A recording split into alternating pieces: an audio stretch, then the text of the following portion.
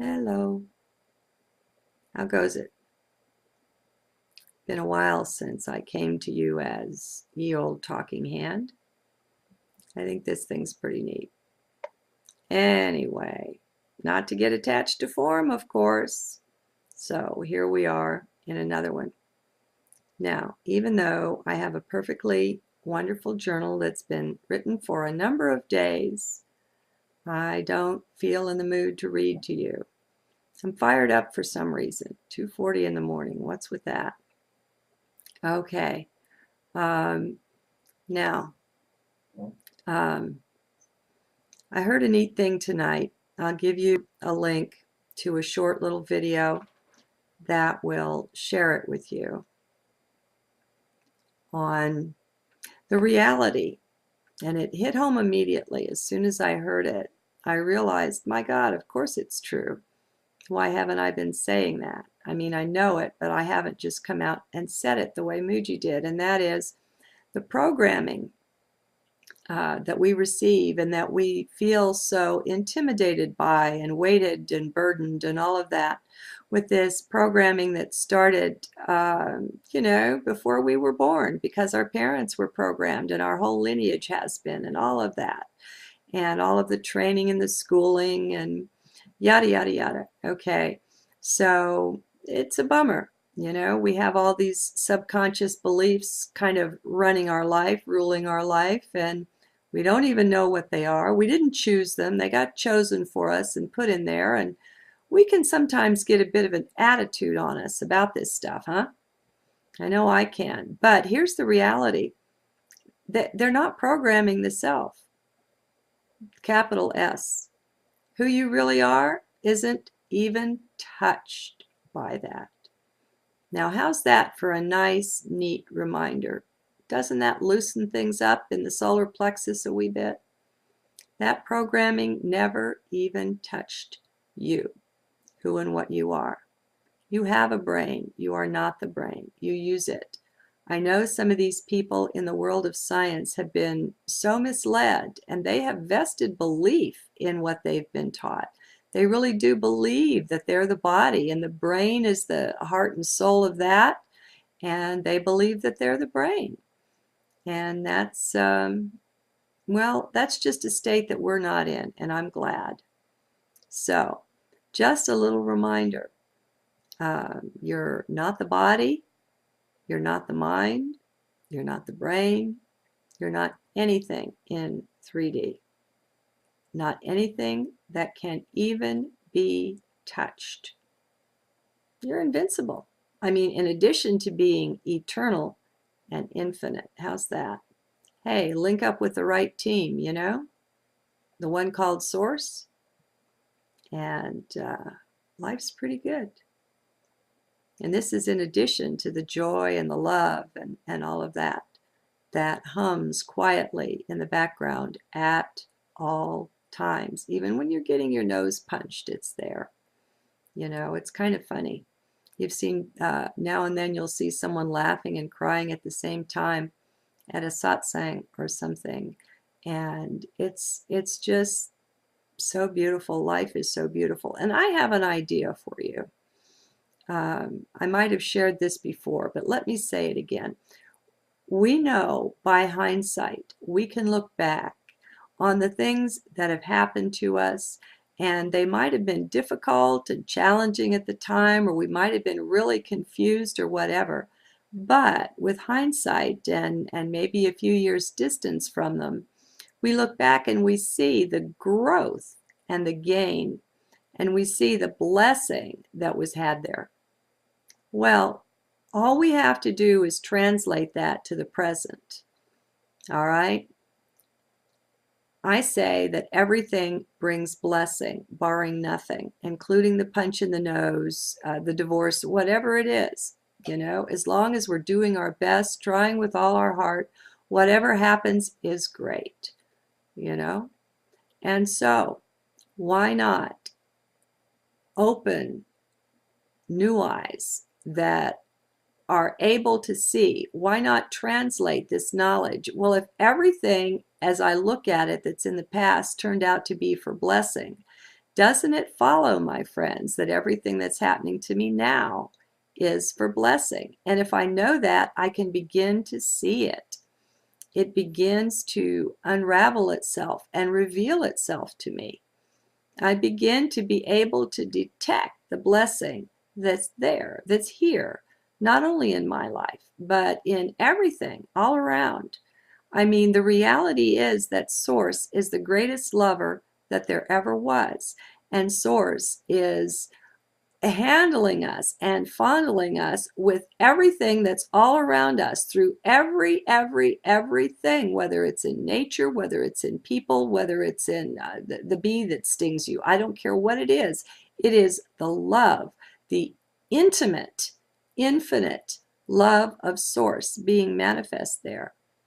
But we have to open up to that. And so, this whole stepping away from the mind thing that is such a big challenge for people. My God, once you realize what's there for you, I don't know. It's quite a hefty carrot, my friends. What's available via the heart and via surrendering this absolute dependence on mind is freaking amazing. It really is. Totally amazing. Okay, so it's a little short Mooji clip. It's only 9 minutes. The programming doesn't go into the self. Ain't that the truth? All right, so there's a piece of good news. Now, what's another piece of good news? You have a direct contact to Source, to divinity. You don't need to go anywhere. You don't need to reach out to anyone. You don't need to read any book, watch any video, follow any practice. Now, I learned that perhaps from inside, but I'm very, very glad to see that it's taught in the Ramana Maharshi line. And my favorite there, believe it or not, isn't Mooji. My favorite is Papa G. I find in him the highest manifestation of Source walking the earth at the time that he walked. And that's just my preference. I probably know him from lifetime after lifetime, but he's my chosen teacher. And this is what he teaches, that there is absolutely no difference. You can find the most illumined being on the planet or that ever was, and there's no difference between them and you. They can't see it. Their eyes are open. They see the exact same thing right where you sit, right where you stand. And there's no perfecting that has to be done. The perfection is already there. Say that to yourself. The perfection is already here. I am it. I have it. The perfection is already here. There's no need to wait. Waking up can happen in an instant. In the instant that we step out of the mind and we become truly, truly present in the moment or in the heart or however you want to say it, there it is. We can see it. It's not even anything that has to be polished, like a gem that needs to be dusted and polished. The perfection itself, well, now let me think about that. The perfection itself is there. It's beautiful. It's complete. It's whole. And it's in each and every last one of us. We sing a different song, so we're not going to see our song exactly mimicked or reflected in someone else. They're going to be singing a harmony to it, something different. And so you can't get a total 100% reflection of yourself in another because you're the only you. There's not another being that ever was or ever will be that has walked your exact path through your lifetimes, through your lessons, through your learnings, through your experiences. You're you, and it's perfect. It's absolutely perfect. The things that may seem like your terrible faults and shortcomings, how is it said? I've heard it said, that's God's socks. You've just got them on inside out. Okay? So much of it is just a failure to see properly. If we're seeing through the eyes that are in the head, that's not cutting it. That's not getting it. You know, we'll never see purely and truly that way. It's eyes of heart, and it's knowing that everything is made of and built on love and resting in that, knowing that we're surrounded by that and we don't have to perform. There's no hoops we have to jump through, you know. This whole thing about a judgmental God is purely an invention of the religions. And it's a shame that so many people have fallen for that and internalized it. You know, judgment is something we have very much internalized. It was part of our upbringing, part of our childhood, part of our schooling. Are you good enough? No, you're never quite good enough, you know? And so you have to be judged and graded. Well, that's not real. That's not real. Perfection itself stands where you stand, sits where you sit. Are you open to it? Can you see it? Are your baby blues open? The right ones, the internal ones. All right. I don't really know why I'm here. I don't know what I have to say. Maybe this is it, you know, and maybe that's enough. I know some people like shorter videos, so I'll tell you what. I'll say good morning, and knowing the way things work, I'll be back if I didn't get it all said. Good night, and God bless. Feel in the mood to read to you. I'm fired up for some reason. 2:40 in the morning. What's with that? Okay.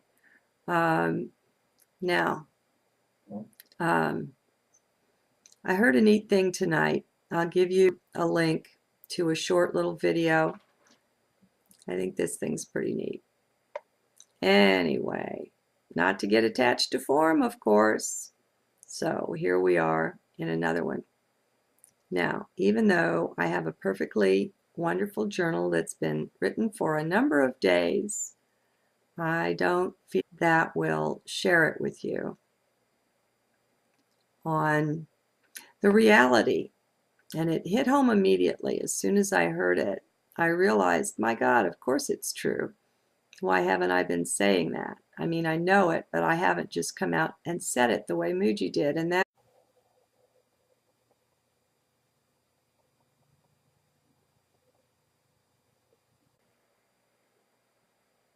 hello. How goes it? Been a while since I came to you as ye old talking hand. That is the programming that we receive and that we feel so intimidated by and weighted and burdened and all of that with this programming that started, you know, before we were born, because our parents were programmed and our whole lineage has